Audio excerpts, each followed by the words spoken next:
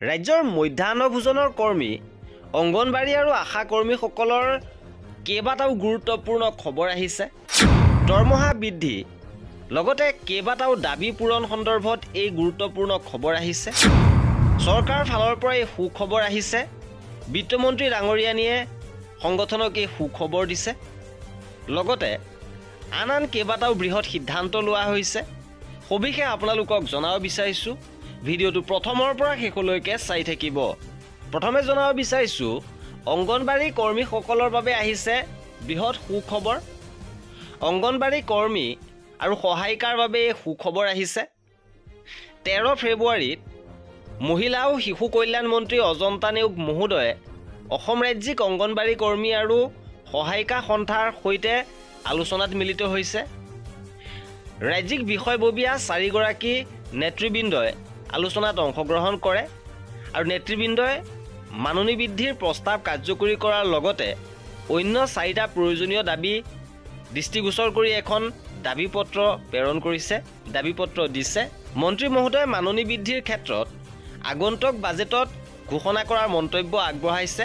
অৰ্থাৎ আগন্তুক বাজেটত আপোনালোকৰ দৰমহা বৃদ্ধি হোৱাটো নিশ্চিত হৈছে। বাকী দাবীবোৰ বিবেচনা কৰাৰো আশ্বাস দিছে অসম ৰাজ্যিক অংগনবাড়ী কৰ্মী সহায়িকা সন্থাক। গতিকে নিশ্চিতভাৱে ৰাজ্যৰ অংগনবাড়ী কৰ্মী আৰু সহায়িকাসকলৰ বাবে সুখবৰ আহিছে।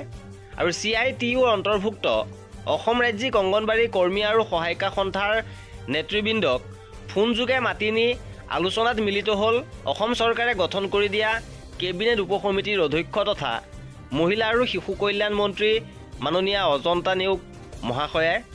আৰু আলোচনাত সন্তোষজনক বুলি জনাইছে সংগঠনটোৰ নেতৃবৃন্দই। ইপিনে মধ্যাহ্ন ভোজনৰ কৰ্মীসকলে লৈছে ডাঙৰ সিদ্ধান্ত। মাননি বৃদ্ধি স্থায়ী নিযুক্তিৰ দাবীৰে 19 ফেব্ৰুৱাৰীত ধৰ্ণা কাৰ্যসূচী ৰূপায়ণ কৰিব।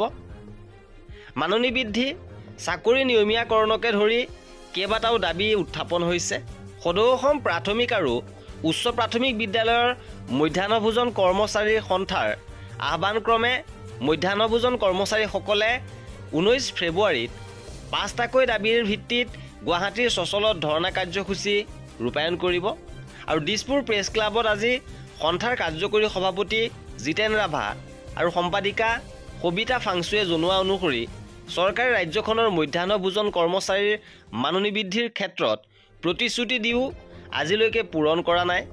সন্থাৰ নেতৃত্বই মধ্যাহ্ন ভোজন কৰ্মচাৰীসকলৰ মাননি 9,000 টকালৈ বৃদ্ধি কৰা, মাননি 10 মাহৰ পৰিৱৰ্তে 12 মাহ দিয়াৰ ব্যৱস্থা কৰা, অৰুণোদয় আঁচনিৰ পৰিৱৰ্তে মাননি বৃদ্ধি কৰা, মধ্যাহ্ন ভোজন কৰ্মচাৰীসকলক নিযুক্তি পত্ৰ দি চাকৰি নিয়মীয়া কৰা আৰু সময়মতে মাননি আদায় দিয়াৰ ব্যৱস্থা কৰাৰ দাবী জনায়। আৰু অসম বিধানসভাৰ বাজেট অধিৱেশনত মাননি বৃদ্ধিৰ ক্ষেত্ৰত চৰকাৰে সিদ্ধান্ত ল'ব বুলি আশা কৰিছে সন্থাই।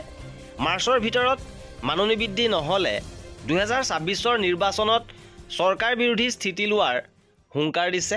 ইপিনে আশা কৰ্মীসকলৰ দৰমহা বৃদ্ধি সন্দৰ্ভত শেহতীয়া খবৰ আপোনালোকক জনাব বিচাৰিছোঁ যে আশা আৰু মধ্যাহ্ন ভোজনৰ কৰ্মীসকলৰ সমস্যাসমূহৰ ক্ষেত্ৰত গঠন কৰি দিয়া কেবিনেট উপসমিতিৰ শেহতীয়াভাৱে বৈঠক অনুষ্ঠিত হৈছে।